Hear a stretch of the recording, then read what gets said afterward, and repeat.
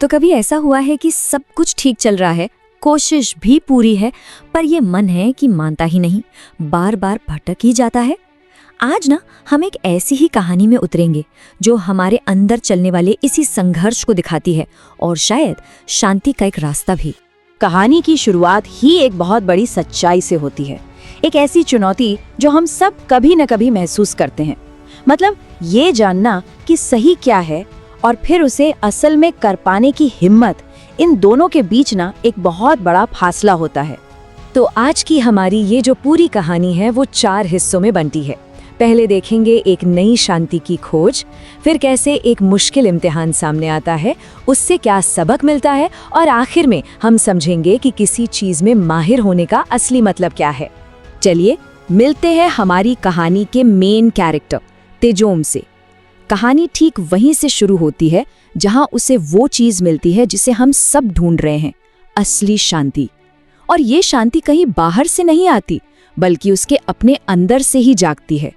शुरू में तो कुछ दिनों के लिए सब कुछ बिल्कुल परफेक्ट था। तेजोम ने एक नया बहुत ही सिंपल सा रूटीन बनाया था और उसे ना पहली बार एक सच्ची हल्की फुल्की शांति महसूस हो रही थी। लेकिन कहते हैं ना, असली परीक्षा तभी होती है जब हम बिल्कुल बेफिक्र होते हैं, ठीक उसी पल जब लगता है कि सब कुछ कंट्रोल में है। और फिर एक दिन स्कूल में उसके दोस्त एक जबरदस्त चीज लेकर आते हैं, एक नया वीडियो गेम। और ये कोई ऐसा वैसा गेम नहीं था, इसकी लत लगना तो तय था। और यहाँ पर दोस्तों का प्रेशर एक मजेदार चैलेंज बनकर आता है, कुछ ऐसा जो शायद हम सब ने कभी न कभी सुना ही होगा। अब घर जाते हुए तेजोम के दिमाग में एक जंग छिड़ जाती है। 2 आवाजें आपस में लड़ रही थी। एक आवाज कह रही थी, अरे बस थोड़ा सा ही तो मजा है, इसमें क्या बुराई है। और दूसरी आवाज याद दिला रही थी, क्या यही है शांत मन की तरफ जाने वाला रास्ता। और उस रात वो हार मान लेता है। जैसे ही फोन की रंगीन स्क्रीन ऑन होती है, बस समय जैसे पिघलने लगता है। 10 मिनट, फिर 30 मिनट, और देखते ही देखते 1 घंटा कहाँ चला गया पता ही नहीं चला। और फिर अचानक उसे एहसास होता है कि वो वापस उसी पुराने जाल में फंस गया है। वही साइकिल, पहले जबरदस्त एक्साइटमेंट, फिर दिमागी थकान, और आखिर में एक अजीब सा खालीपन। फोन तो बंद हो जाता है, पर तब तक देर हो चुकी थी। वो जो मन की शांति थी वो जा चुकी थी और उसकी जगह ले ली थी एक गहरी अजीब सी बेचैनी ने। अब जब कुछ समझ नहीं आ रहा था, मन एकदम खोया खोया सा था, तब तेजोम अपने गुरु ईश्वक आनंद जी के पास जाता है। वहां जाकर तेजोम अपनी पूरी फ्रस्ट्रेशन निकालता है। एक ऐसी समस्या जो शायद हम में से कई लोग महसूस करते हैं। रास्ता पता है पर उस पर चल नहीं पाते। अब गुरुजी ने उसे कोई सीधा साधा जवाब नहीं दिया, बल्कि उन्होंने एक बहुत ही सरल लेकिन गहरा सवाल पूछा। एक ऐसा सवाल जो तेजोम का सब कुछ देखने का नजरिया ही बदलने वाला था।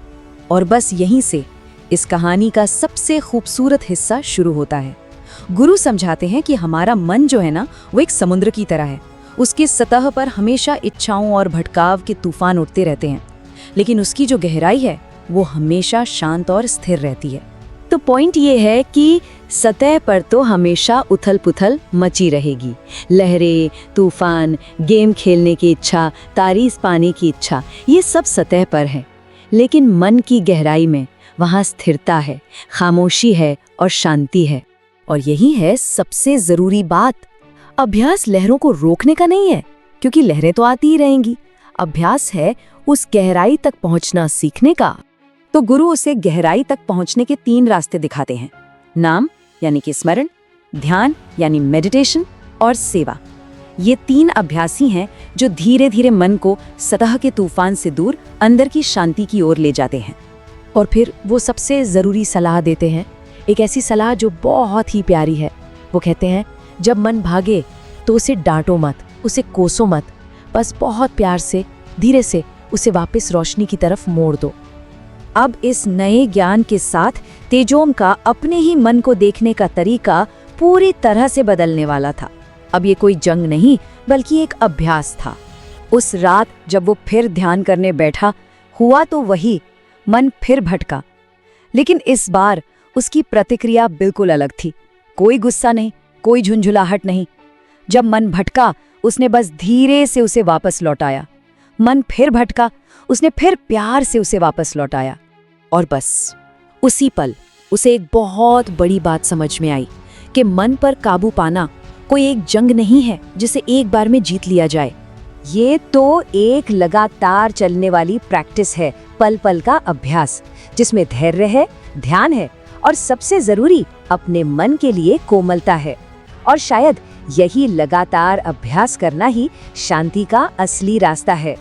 तो मतलब ये है कि मन की सतह पर लहरें तो हमेशा उठेंगी, भटकाव आएंगे, इच्छाएं जागेंगी, ये तो होना ही है।